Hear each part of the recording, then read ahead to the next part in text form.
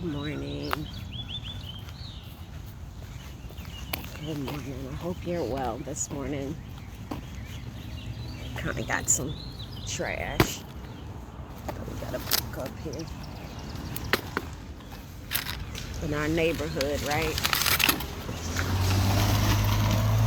So when we walk out, we shouldn't just leave this trash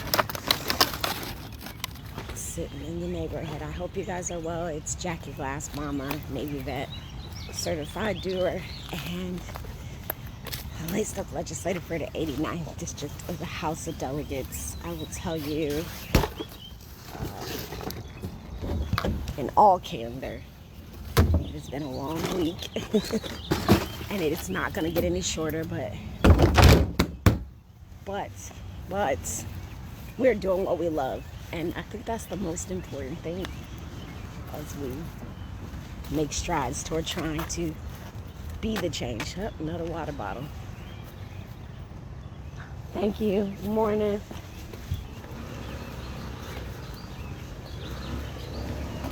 So, update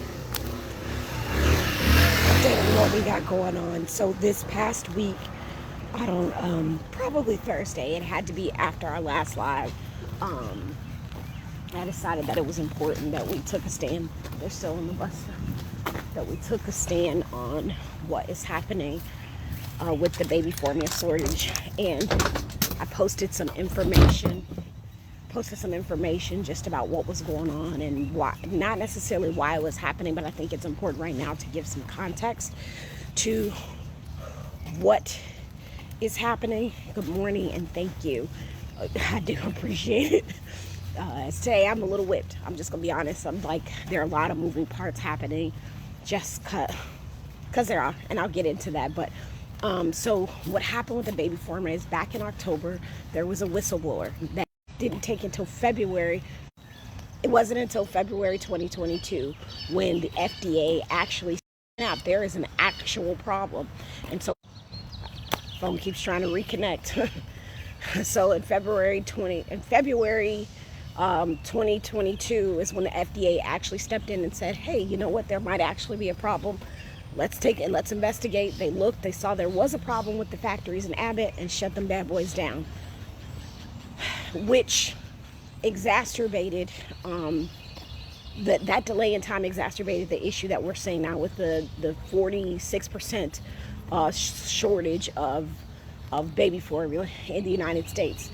There are several issues here, and the paper called the other day like, hey, why don't you think people are talking about this?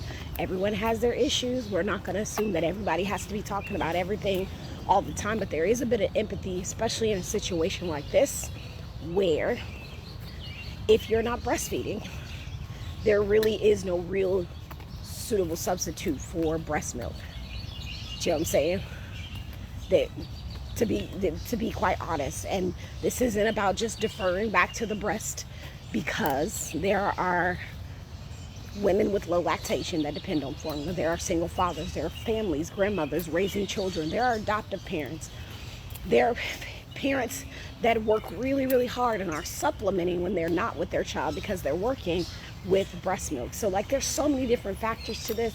I mean, and there is no suitable substitute.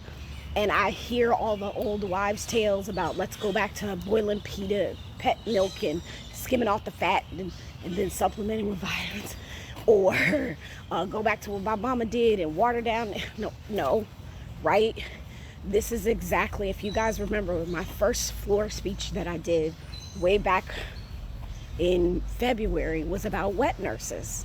And part of the issue that specifically Black American children have nowadays, health-wise, are due to what was happening to their mothers because they weren't able to get the proper nutrition from their breast milk because we did not have formula at the time.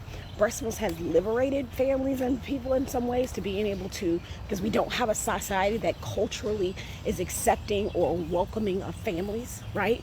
We don't value that. Our systems don't value that, just like they don't value certain kinds of people. So formula has been a huge means for people, specifically women and families to make advancements. So it's a serious issue. here's what's happening, and here's what I expect, and here's my call to action. And some of it has already happened. Is the first thing I did was, there's money. Y'all hear that? With that noise, I will say, let's not forget that this Saturday at 10 a.m. we are going to have Norfolk Can Fly, our first event. That's money up in that sky. Norfolk Can Fly at Norfolk International Airport, the passenger terminal on the backside of the outlet mall. You can come, bring your family, learn all these good things that we got going on in the field of aviation, possibly win a discovery flight, or learn how to fly a drone. This is for the kids and their parents. So 8 to 2 on Saturday, you can go to Eventbrite and there's more information because everybody looks up. All right, so good morning. Back to this. So we don't have a society that values families and parents in that way. And so formula has been a huge way of liberation for women and families and for babies to get the nutrition that they need. So we can't step backwards because, again, like I said, with the wet nurse situation, I don't even know what I'm calling a situation, with the enslavement of women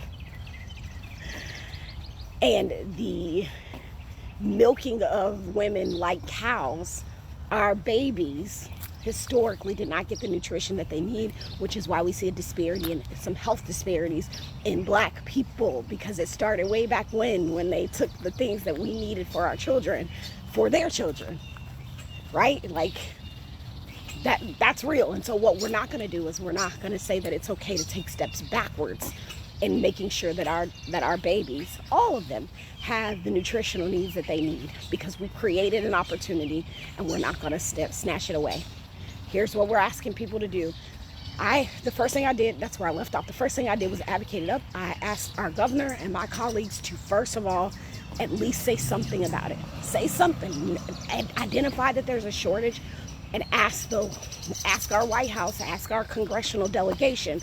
When I say congressional delegation, that's our Congress people in our area, to advocate for the president to do something. Initially, that was the Defense Production Act, which would have allowed the president to say, hey, all you other manufacturers that have baby milk formula in the U.S., you all have to start making formula double time. We're going to pay you to do that. We found out that probably was not possible. Doing that, it was not possible because this sort of situation isn't something that you can act legally for the Defense Production Act. That's fine, but we're asking them to do something. We put things on people's radar, make them think about it with us solutions, because sometimes we're not coming to the table with all the information. So what we do know is that over 80% of the market, 80%, I think, or maybe it's 90%, 80% of the market, baby formula market, is held by 4 companies. And one of those companies 90% is held by 4 companies. And 80% of that market is held by one company that actually got shut down. So remember, in the United States, what happened to us is like, hello, capitalism. We got one factory making 5 different brands for the most of the Americans, and now they shut down, and now we got a problem. So what happens is we need to diversify our assets. That's just normal. We need to. It costs. There's a 17.5 tariff on importing baby formula, and baby formula is actually taxed as like a luxury item, not as an essential good. That is also a problem. Now, what has happened since then? Bobby Scott has put out Congressman Bobby Scott has put out a letter. He actually is bringing forth a bill that is going to relax some of the red tape that allows us to get this formula on the shelves. Congresswoman, I think she's out of New Mexico. Gosh, I can't think of her name right now. I apologize. What she is also doing is putting forth a bill that will allow for the importation of formula from places like Mexico, Chile, Canada, and so on and so forth. So like, we're getting there. Once these bills are brought forth, hopefully there's something, but something has to be done, because even if Abbott, which is the company that had bad stuff in the formula in the first place, even if they got it up and running tomorrow, we will still be 4 months before we can get things to shelves, and that is not acceptable, period. So there's that, right? Baby formula, all that good stuff. The second thing is, I think that I said, hey, it's been a long week. It's been a long weekend. And that's not because there's too much being asked of me, but I just think I have some emotional, there you go. I don't know if that's Kat Kamek. It's somebody else. Her name is like La Parmick or something. Whoever brought forth that other legislation, the House bills.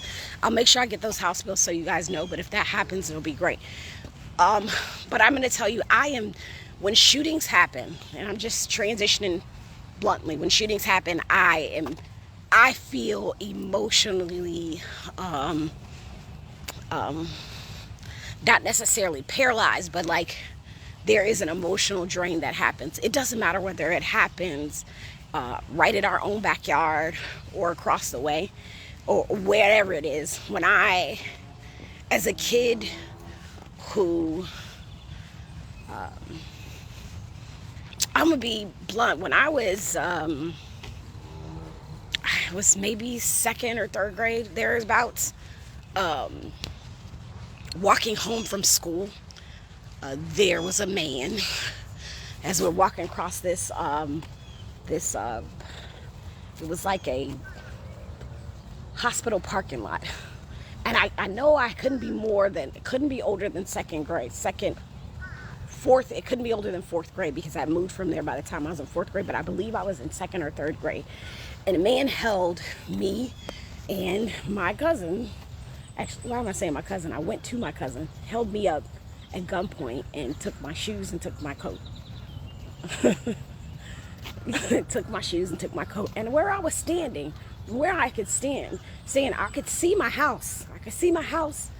And I ran home and my cousin Rena was there, and I just sort of walked in crying because the man took my shoes and my coat. And then I thought to myself, like, as I've gotten older and sat with that situation, right, and when I look at gun violence and gun control and people exercising the use of guns, I get a little frozen. I do, wholeheartedly. It rocks me. It rocks me a bit. But I also realize, like, in that situation, who steals shoes from a kid? Who steals shoes and a coat from a kid? Somebody in some dire need. Somebody that has a level of desperation, whether they were going to sell those shoes or that coat, or they were going to give it to their own babies.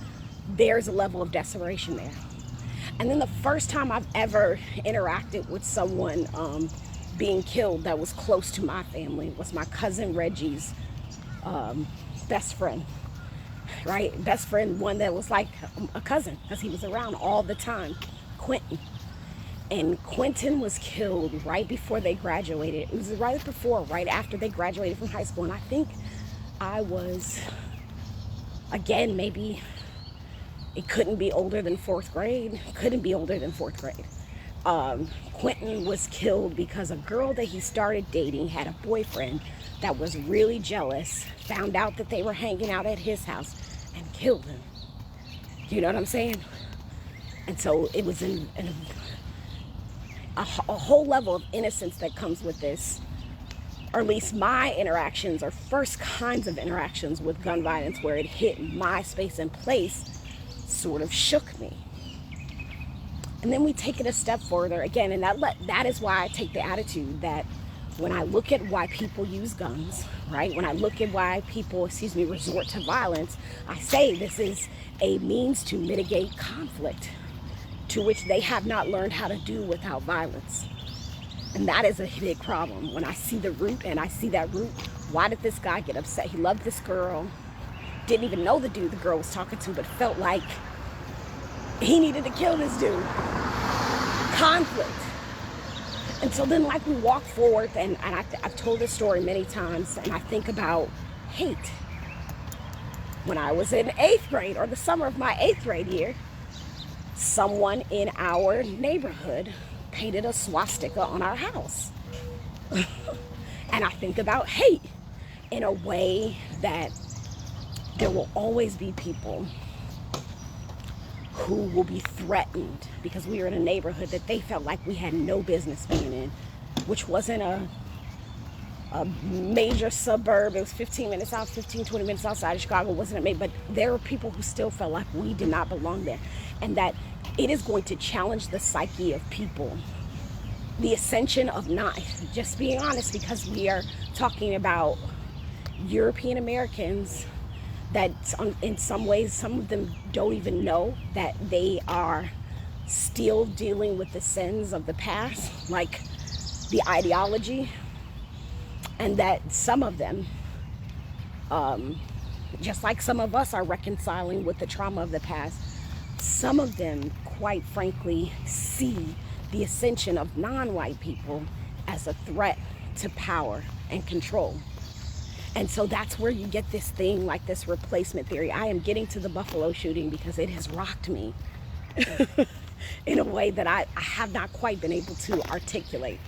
This is where you get into this, the great replacement theory behind this shooter, right? This guy says, hey, if there are people bringing immigrants in to replace us, no, that's what your ancestors did. They brought in immigrants. They did not, or maybe, I don't know who his ancestors are, but that's what early Europeans did. They brought people in to do their work for them. So there's the assumption that there are sane people doing that people are doing that now, because how could you possibly think outside of, or at least I think there is a inability to think outside of what the hate that is in the people that are like you, right? There's that assumption that if black people get power, then they're going to do the same thing to us that our ancestors did to them. There's a real fear there's a real fear there. And I see it as just that. People are afraid that there is going to be a reckoning, and it's a threat to their power. But it's really hard to stomach. It's really hard to stomach indiscriminate shooting based in hate, indiscriminate violence based in hate. It's hard. And when I look at the victims of the Buffalo shooting, I sort of wrote a list down of all of them. The youngest 32, the oldest 82 or thereabouts. The youngest 34 and the oldest 82. Most of those folks during that time of day were our seniors, going to their local grocery store or working.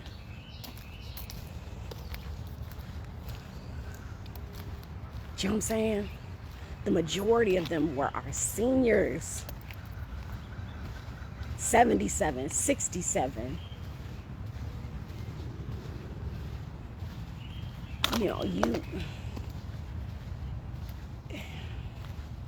There's a level of preservation that we think from those types of things. There's a level of preservation that we feel like our seniors should not, our most seasoned citizens, that's just not the way. That's just not, and not to be being like, oh, there's a way to pass on, but that's just not the way. Living life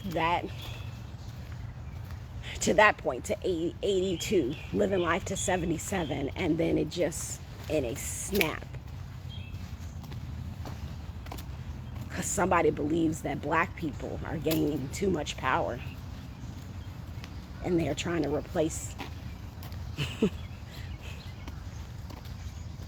And if it doesn't rock you, I get it. We all deal with trauma differently. We all do. But I'll tell you, I'm emotionally fatigued by that whole situation. I think every time we have a shooting, I'm emotionally fatigued. And I think we need to acknowledge that, but also make sure we call a thing, and there's a level of accountability. And I know everyone can't work hard on these sorts of things because it is daunting. It's hard.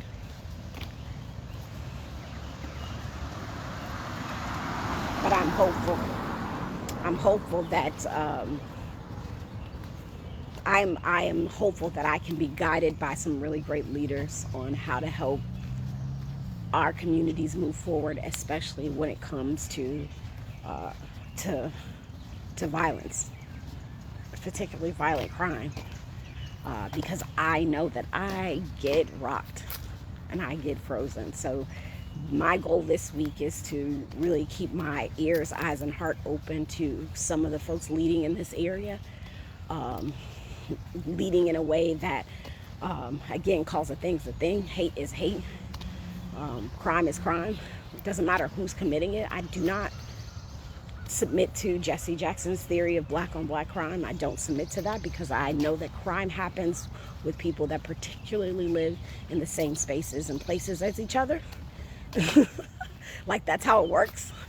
If you live in spaces, we just have marketed us in a way, marketed people like myself in a way that makes who we are synonymous with negative things. And I want to shout out a specific organization. The other day I was looking, called We Are Cusp. They had this Instagram post that was just showing the generational successes of people that look like me, something that you don't necessarily get to see in media, and it felt really good. And so I want to honor seeing people that are considered outcasts in this country, marketed in a way that we can see them as full human beings. But again, I will be following and finding where do we lead as we follow on things like this. I just didn't want to not say something about this. But yes, we hold our trauma in our hands. And I hope that as you all read and ingest the news that is happening in our own backyard and across the nation, that you too do not become numb to it, that you honor whatever feelings it is that you're having.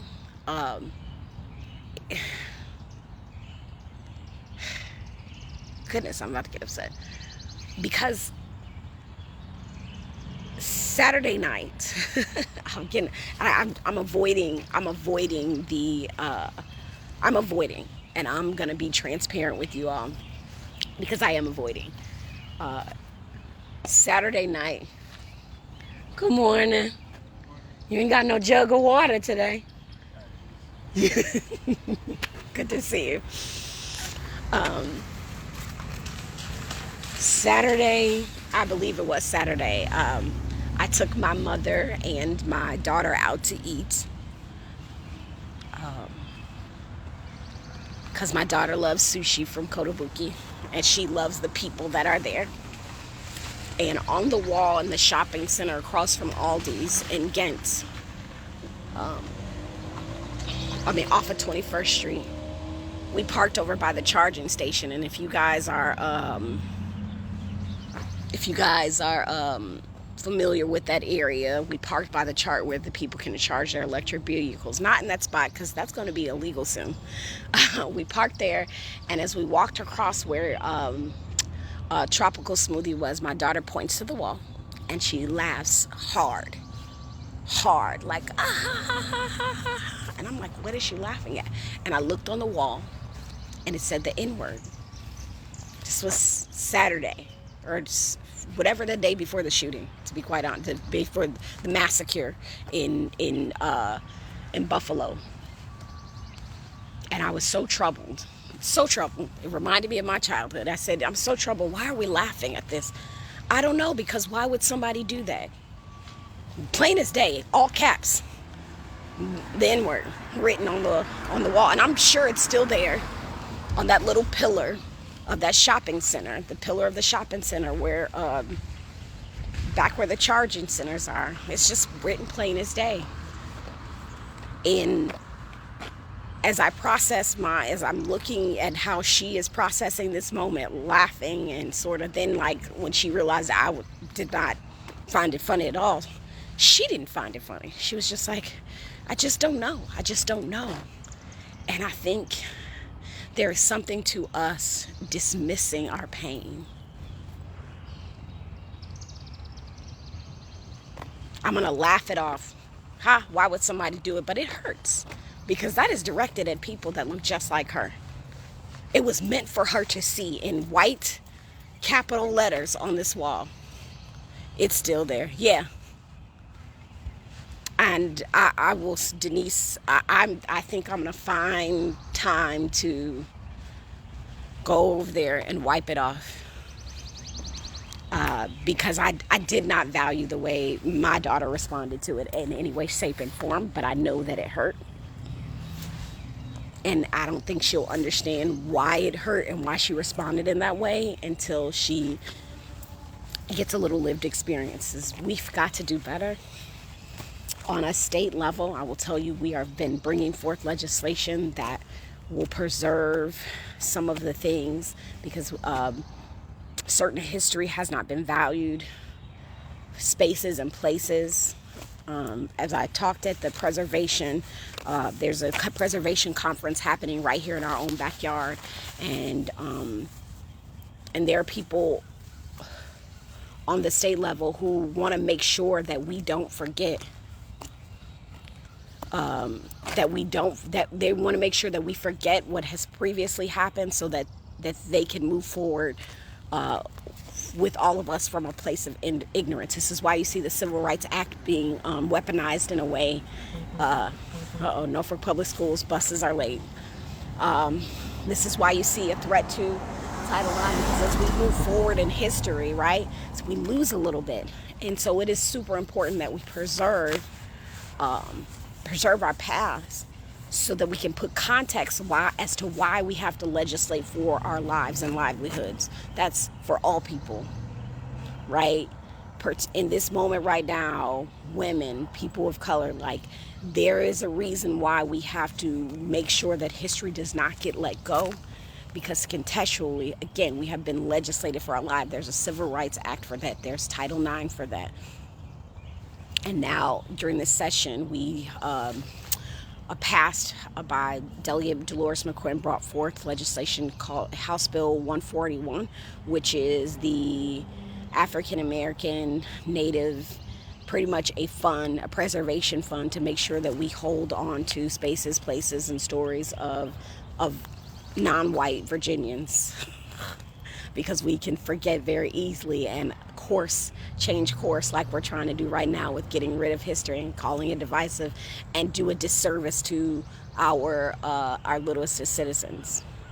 I was going to apologize for ranting today, but I don't have an apology. I just want you all to understand that I don't know all the things that are happening in the community all the time, nor do you. We don't.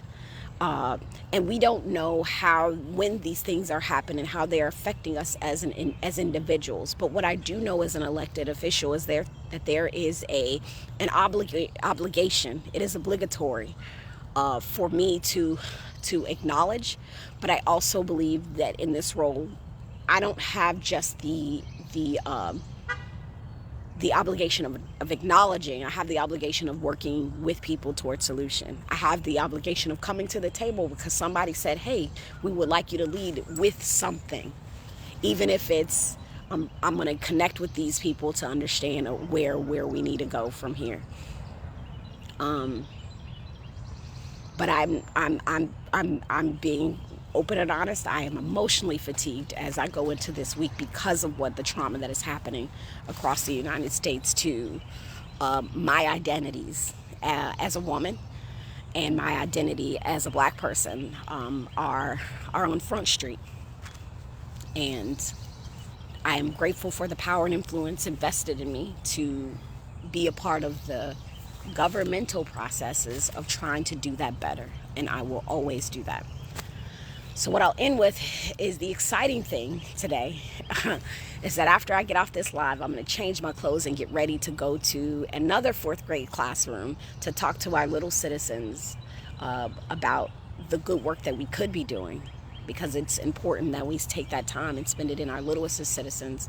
I'm super excited to get back to session. From what I heard yesterday, I should be going back to Richmond on June 1st to start finalizing the budget. That's a big deal. That's important, right? So if that changes, I'll definitely make sure you guys know. But as far as I know, we should have a budget June 1st, or we should be in Richmond figuring out that we got a budget by June 1st. What else? I want to celebrate. I don't want to leave on a low note, but yeah, I'm really excited about our little citizens. I say again, this Saturday, we are having Norfolk Can Fly. You need to bring your tail, as my neighbor over here would say, bring your hind parts out to Norfolk Can Fly event. Come see. We have amazing women, people of color, men. We're trying to put the representation piece into aviation, but we have a diverse crowd of people coming to talk about how STEM, how aviation is a form of STEM. You can see aircrafts up close. 2 people are flying in with what we call experimental aircrafts, meaning they built their own aircraft, homemade. We've got drones, we've got Girls Can Fly, we've got crafts. This is for all ages. If you're simply interested in, how do I even start that pathway? Maybe I didn't think about the fact that I might want to get my pilot's license, something on the side. Like we will be creating pathways through education, but also through finances. So as we build, we need you to come on, bring your nephews, bring your nieces, and bring yourself. Because it's going to get more expensive to fly. We haven't really seen it that hard yet, but it is, as there's a shortage. There's definitely a shortage. If you're looking for something to do, definitely keep advocating and telling, our congressmen, mine particularly is Bobby Scott. You may have Elena Loria or someone else, Spanberg, or whomever you may have, still need you to advocate up for the things that we need. Tell them, hey, support this bill. We can support the bill to get some of the red tape that isn't needed to get formula on shelves, but also keep asking our president and our senators to support this bill to allow us to import formula. Join a policy work group. Join a policy work group. Go to our site as those things will start up next month. Thank you guys for sitting with me this morning as we try to do more good work. I'm making sure in my head, is there anything at the state level that I need to be connecting with you all about? I don't think so.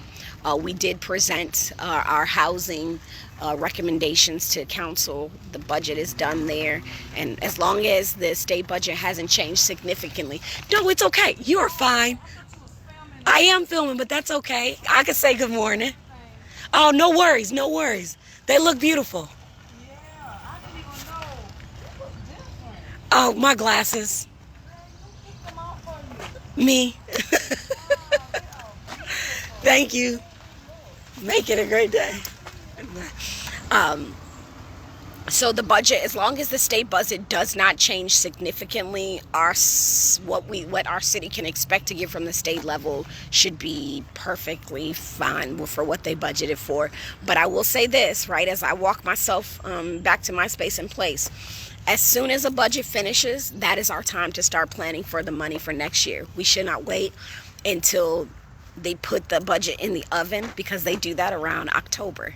So right now is the time to start thinking about, both at the state level and at the local level, what is it that I want to see different in the budget, and how do I start advocating for it right now? What do I want to see money behind? Do not wait until 2023 to start saying, oh, we need to ask money for this. Nope. As soon as they adopt that budget, that process starts all over again. All the way over again. All right? So let's do it. And if you want to learn budget, I'm over here still reading the budget bill for the state level. I hope to see you guys. I will see you on Thursday. I hope that we have some better news on Thursday. And I hope that I see your face in the place on Saturday. You can go to Eventbrite and check out the event. There, you don't need to RSVP. We're just getting the RSVP so that we know how many people we have there, okay? All right.